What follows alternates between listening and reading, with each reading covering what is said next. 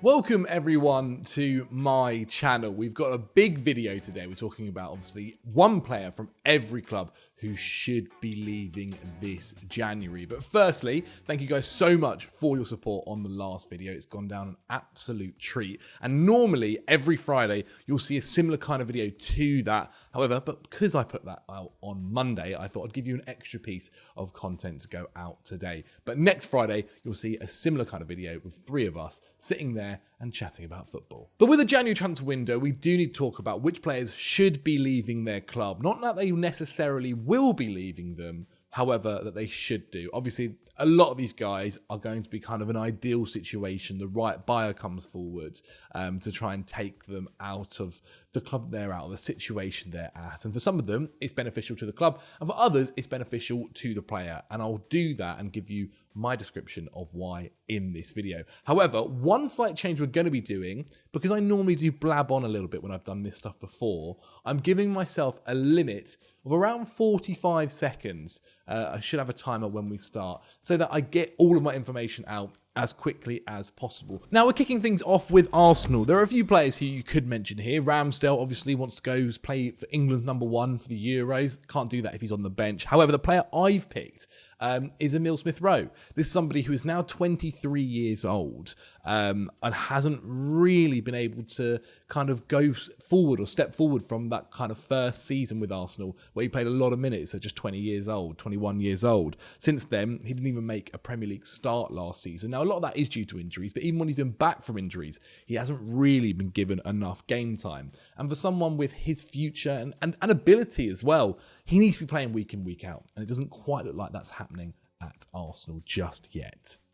Now, it's a little bit tougher for these kind of clubs because realistically, they can't afford to let anyone go because they need them for the Premier League in case there's injuries and their squad isn't massive enough or necessarily got the quality or depth of quality that to compete with other teams in the Prem. But for Luton, Cauley Woodrow is someone who we have barely seen feature. We know he scored once.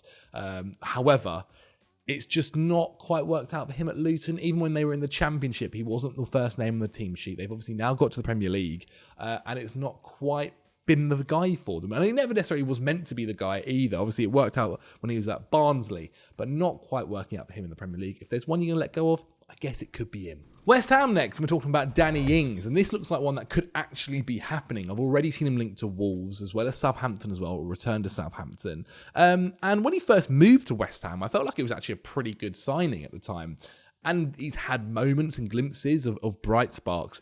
But obviously, they've now got Bowen there. They've got Kudus there, Paqueta. Like, it's not quite a player to match their caliber, especially with the way that they're going. Antony also seems to do the job for them rather than Danny Ings as well. And this is a guy who has only, I think, barely had 200 minutes in the Premier League. For his own sake, would want to get on. And also West Ham, they won't get the fee back for what they paid for him, but they might be able to get somewhat of a fee as well to help their transfer books. All right, well, getting along quite quickly at the moment, that's for sure.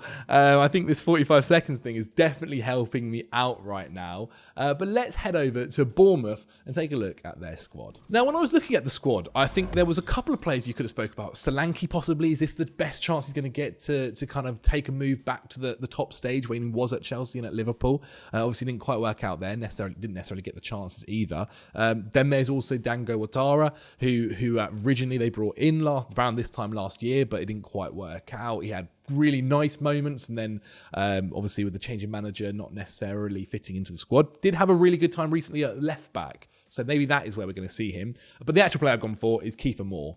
This is somebody who I guess has done a job for them, but not someone who is of the right quality now to continue, I think, for this squad or for leading the line for Bournemouth. And so it's going to be Kiefer Moore. Just about made that one. Our next one, in my opinion, is pretty easy. It's a player who won England's Player of the Year a few years ago, and after that has not really taken that step forward. Calvin Phillips. It felt like a very odd move when he moved to Man City. Pep has obviously said some interesting things about him as well in the media. And he's not necessarily that old nowadays.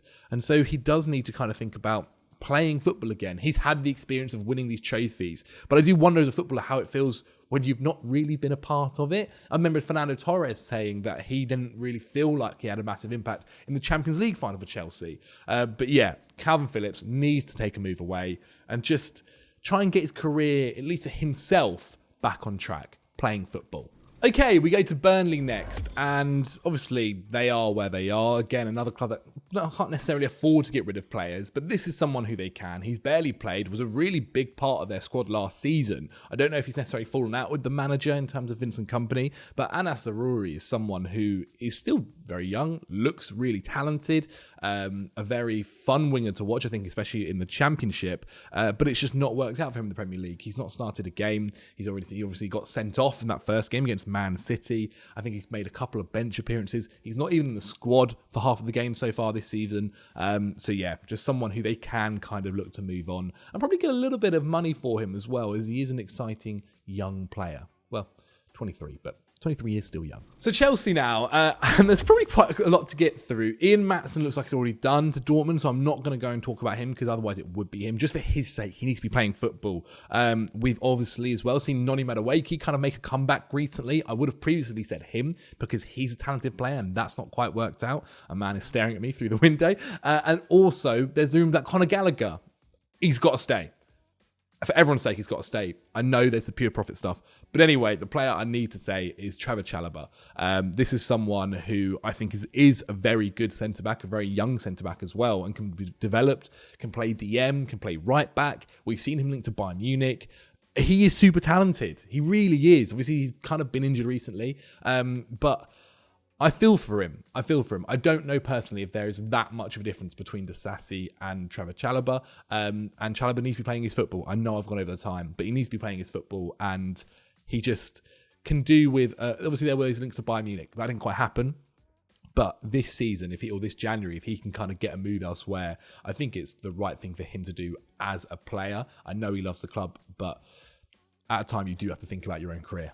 Okay, I went over quite a bit there, but it was my own club, so I needed to do it for my own sanity. Wolverhampton now, and again, another team that I would say probably can't afford to lose players. They've got a very small squad, but someone who does actually probably look like he will leave as well in January is Sasa Kalajic. Now, they brought him in, quite a decent fee as well, a couple of years ago, then suffered that horrible injury at the start of the season, last season, and again, just didn't quite work out for him. Since then, they've had a few players kind of go up and down. Hwang Hee-chan looks really good. Pedro Neto, obviously fantastic. They let go of Raul Jimenez to Fulham. But yeah, for Kalajic, it's just not worked for him at Wolves. And I think a fresh place, he's not playing really, he's a substitute. That's not something he wants to be right now. Okay, to Aston Villa now, the Midlands. And there were a couple of players here. I think Aston Villa, again, because of how well they are doing and wanting to go far in Europe, they can't really afford to let any of their good players go, and they wouldn't really want to leave considering how well they played this season. So I think it has to be someone like Bertrand Traore, who's obviously barely in the squad now. I think like Aston Villa fans forget he's even still a part of the squad. Dendoncker is another player who's not necessarily the starter or even a bench option at times. But I think if it has to be, it'll be Bertrand Traore. I don't know how much money they get for someone like him. A couple of million maybe. He's now 28. It doesn't quite look like he's cut out for this level anymore. To Brighton now, and it feels weird saying this because, God, a year ago, even 2 years ago, it feels like this was one of their starting players week in, week out. Adam Webster, he's just not really featuring for Brighton now. Obviously, they've got Van Heckel, I think, it's obviously signed a new deal. Looks exciting as well, in my opinion. And Lewis Dunk, who's just brilliant. There's not space for him. They're not playing a back three, so he can't really get in. He's played 600 minutes or so, and so it's just not quite working out for him. He's 29 years old. He's still definitely, in my opinion, a Premier League player. And so there are going to be clubs out there that will be looking for a Premier League quality centre-back as well. So Brighton can make some money here, and he could also get another contract to keep himself in the league, or maybe a top division elsewhere. I think for club and player, it would be good if he left. To Everton now, and look, Everton's situation is interesting, obviously, with the points deduction. I think they are managing to play winning football as well. Sean Dyche's done a really good job so far this season, especially considering how they started the season as well. Done really, really well. And a lot of their players, he would want to keep. One guy, though, who I think they might even be able to get a bit of money for as well, is Ben Godfrey. He's come in and obviously when he joined the club and played in multiple positions and never really been able to nail one down. Obviously, he had that long-term injury, which I think kind of put him out of the squad, and has never been really able to get back into it. I think Everton fans have felt like they've seen the best of him anyway. And so if they can get him a move and make a little bit of money off him, I think for player and club, again, would be very beneficial. Fulham now, and I've gone for Tosin Adarabioyo. Now, this is someone who has come back from injury and looked fantastic for Fulham, but his contract ends at the end of this season, and I think they, at the moment, can't seem to find an agreement. And if Fulham are going to get any money for him, it's going to be this month. He has looked very good since he's come back into the side for Fulham, been maybe one of their best centre-backs, if not their best centre-back, and he's still very young, 26 years old. And so it's tough. They either risk not being able to get him to sign a new contract and losing him for free in the summer, or sell him now and make at least a little bit of money. Again, there are going to be clubs out there who are after his services, that's for sure. The issue is the player might just say no, and then he goes for free in the summer. But that's the risk you run if you don't get them to sign a new deal early enough. Manchester United. Now, again, I've got to say, a lot of these ones are kind of dream scenarios where they somehow find a buyer for a player and so on and so forth. So for United, it would have been Martial if they can find a buyer, but they just won't. It's not going to happen. In fact, I've seen rumours that he might sign a new contract, which would be crazy. But it looks like Sancho's going on loan to Dortmund. So that one's already been taken care of. Antony, man, if you can try and make some money back from him as soon as possible, get it done. It just doesn't look like it's going to happen. I think the fact that it's the consistent picking of him over like giving a chance to Amad Diallo, who's now back from injury, is nuts. It's absolutely nuts. If they're going to go, it also then hopefully give you enough money to go and go out there and buy another right winger to try and really fix that position for once and for all. But yeah, just if you can get any money for him, again, I've gone over the time, but if you can get any money for Antony, like, just do it. Just do it. Like, you're going to have to accept a loss for what you've spent. But God, man, like the guy is just not cut out for United and not cut out for the Premier League, really, or cut out for at least Premier League football. Maybe it'll work out elsewhere, possibly in Ligue 1. But just, it's not good. It's really not good. Sheffield United now, and we're going to be talking about Ryan Brewster, someone who hasn't quite had things work out for him as they maybe possibly looked when he first broke onto the scene in Liverpool. So he actually started his career in Chelsea's academy, then went to Liverpool. It's just, again, not worked out. This is someone who was definitely exciting when he was younger, but not really had a lot of experience in top division football. He's 23 years old now, and I think we have to look back at 2019-20 for his most amount of starts in a league, which is 21. Since then, it's gone to 12, 10, and then he had 5, obviously, in the season last year in the Championship, and then 2 so far in the Premier League this year. It's not going well for him. I just think he needs to find somewhere he can really find his feet and be at home and kind of develop his career going forward. He has had injuries as well. So not necessarily all his own fault. But otherwise, it's going to be a journeyman and barely play. Spurs and Ange Postecoglou has done such a good job that I think it's kind of tough to look at any player and really think that they're the one that you can move on. Eric Dyer is an obvious one. He barely features now. Even Ben Davies and Emerson Royale are kind of looked ahead of him in the pecking order as centre-backs, especially because of Andrew's system. So that one I think is a bit too easy. So I'm actually going to go with Højbjerg. Someone who, again, isn't the starting midfielder all the time, but someone who they can possibly still get a little bit of money for. I think it does look like there are rumours around him, and he's still like young enough to get a move that he'd be happy with as well. We saw the rumours about him going to Atletico Madrid previously, but if they sold him, they could then get in another midfielder. And so far, the signings that Ange has made has looked really, really good, and I would trust him. I really would. So if they get rid of Højbjerg, it could mean a positive signing for them. Okay, now from a club point of view, if they can sell him in this January, I'm sure they will for the fee that they want, obviously being around £100 million for Brentford. Ivan Toney is the player, I think, who must leave this January. I don't know whether he'll be able to get his dream move. Right now, he is the pick of the bunch for all these clubs, for your Uniteds, for your Arsenals, for your Chelseas. He is the dream pick right now because they can't go and get Victor Osimhen in January. It's just not going to happen. In the summer, he becomes available. Boniface is obviously having a fantastic season. Will also possibly be available from the Bundesliga as well. So Ivan Toney right now in January is the prime man. He will be able to kind of argue for whatever contract worth that he wants. All of those levels might reduce in the summer. And so I think that's why he has to go now rather than the summer. Whatever happens, even if he stays at Brentford, again, got over the time, I know. But whatever happens for the rest of the season, if he stays at Brentford, doesn't mean that he won't get the move in the summer. I'm sure he will still move to whatever club hasn't picked up Victor Osimhen or whatever it might be. And the fee also reduces massively as well. Definitely, 100%. And gives obviously Brentford more time to go and get in a backup because they also have the money then as well to do that. But yeah, I think he will benefit a lot more as well. 6 months in with the side to really get into it as well. And he's not necessarily getting any younger. He's not super old either, but that's what clubs are looking at. We saw Chelsea kind of not go for someone like James Maddison because he was of a certain age, though that was also kind of just Chelsea. But yeah, I think he has to make the move now. But what do you guys think? Let me know in the comments below. Crystal Palace I found quite difficult, guys. I'm not going to lie. Obviously, there was the arguments of, do you go and sell Elise now whilst he's hot? And obviously, with the new contract, you can get more money for him. But I think the answer is really no. I think he still needs to stay at Palace to develop, especially for himself. And then we're also actually the arguments as well for the two centre-backs, Gehi and Anderson. They are fantastic, especially Gehi as well, still super, super young.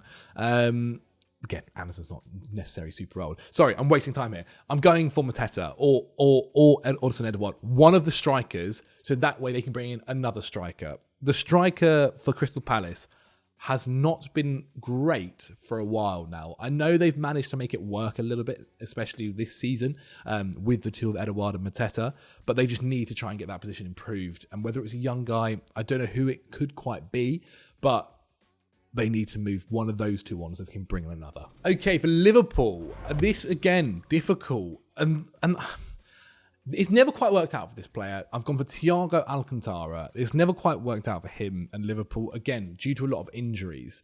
It felt like they got him for an absolute bargain when they got him from Bayern Munich, but it's just not quite worked out. There's been some really, really bright moments and looked exciting, but it's just never been what he was at Bayern. For me personally, I watched him at Bayern against Chelsea at Stamford Bridge. Have one of the best games I've ever seen a player have, ever. It's up there in the top 3 for me. But at Liverpool, it's never quite worked out, especially due to the injuries. His contract runs out at the end of this season. If they can get some money for him so far this January, that would be perfect. But he can talk to clubs outside of England right now. And so it wouldn't shock me if he just kind of leaves it for the rest of the season and decides to obviously go and play elsewhere and get all the money for the new contract in the summer. But yeah, if they can sell him in January, do it. Now, Nottingham Forest have a lot of players. They do. And so it's kind of tough to pick just one from the squad who deserves to be playing probably a little bit more. But Nico Williams is that guy. He has had good moments for Forest. I think good moments. However, hasn't quite worked out for him. Obviously, we saw Leeds actually just lose Jed Phillips in the Championship, and so maybe there's a possible move there for him to go and play kind of right back for them, right wing back, whatever it might be. They decide to play on that given day. But for Forest, especially this season, it's not been great. He obviously had a little bit of injury, but then he's just not played. He's barely played. Then he had a little bit of a stint where he featured a few times. But since, especially in the big games, Man United came off of the bench, Newcastle came off of the bench, but the ones before that, he had played, I think, 3 full games. Nuno seems to like him, at least a little bit more than Steve Cooper did. And so really, I actually think maybe the next 2 weeks is going to be an interesting time. See if he gets played or not under Nuno and whether this new manager does do that. Otherwise, look for a move away, I think, for him as well. He's only 22 years old, and I just think a Leeds move right now would be class. I really do. All right, now I don't know how many times I've said I really do, but we're going to talk about Newcastle now because they have one player who I think should be playing more, Lewis Hall, obviously on loan from Chelsea. Certain, I think, expectations or obligations need to be met in terms of possibly game time or I saw Eddie Howe come out about it and it wasn't quite clear, but they need to be met for him to actually make the transfer there. So that one's a bit tough to talk about. I want to actually talk about Miggy Almiron. Because I think Newcastle fans are now starting to come to realization that maybe with the way they want to go forward, he's not the guy for them to be playing on that right wing. And even Eddie Howe might be coming to this kind of realization as well. We've seen him not start the last 2 games for them in the Premier League. He has very good purple patches, that's for sure. But when you look at the front line, and it's got either Isaac or Callum Wilson, and possibly Gordon, who's been amazing this season, Almiron, who is so one-footed and just knows everyone knows what he's going to do, cutting onto his left, can be improved. The issue right now, as to why Newcastle wouldn't sell him, is because obviously, again, gone over the time, I know, but the issue is that obviously Newcastle have a lot of injuries, and so they kind of need as many players as they can get right now, and so losing Almiron doesn't make a lot of sense. But he does need to leave just to improve that right wing. Really, like, it can be improved. And like, if they can get a little bit of money as well for Almiron too in January to go out there and buy another right winger, that would be perfect. Understandable though as to why he wouldn't leave. Okay, so there we have it. That was my 20 players who should leave their club this season. Let me know what you thought of them in the comments below. Did I miss out on anyone? Let me know down there. Should I have picked anyone else instead of somebody else? Let me know. Because it was quite difficult for some of them as well. So, for a decent amount, no one should leave, really, because the squad's quite thin, especially for the case of Wolves. But we'll see what happens in that regard too. Thank you guys so much for your support in the last month or so, especially in the last week. I did not expect it at all, so I really do appreciate it. Again, those style of videos will happen from next Friday, every single Friday. That is the plan. And also I'm hoping to do a lot more other things as well. This is something a little bit, I'm just interested to see what happens. So let me know if you enjoyed this kind of video, just me talking to the camera. I could possibly do other sort of styles as well. Let me know what you think of that in the comments below, because I want to make content that you enjoy, but I also want to do some other things as well that probably will happen towards the back end of January. And I'm quite excited for them. If you enjoyed like the chase on Football Daily when we did that, I'm looking to do that kind of stuff as well. And hopefully some quiz shows and all that kind of stuff. So let me know what you think. Get in the comments below. Subscribe to the channel if you haven't. Like the video if you haven't. Again, follow me on all the other Instagrams, Twitters, all that kind of stuff. I really do appreciate it. And let me know what you guys think will happen in this January transfer window as well. Thank you guys. Honestly, from the bottom of my heart, it means a lot. It's been obviously it was a crazy end to 2023. I know for you guys and also for myself, it really was. Didn't quite expect it, but it's on to new things, and I'm really hoping for this to go well. So yeah, have a good one.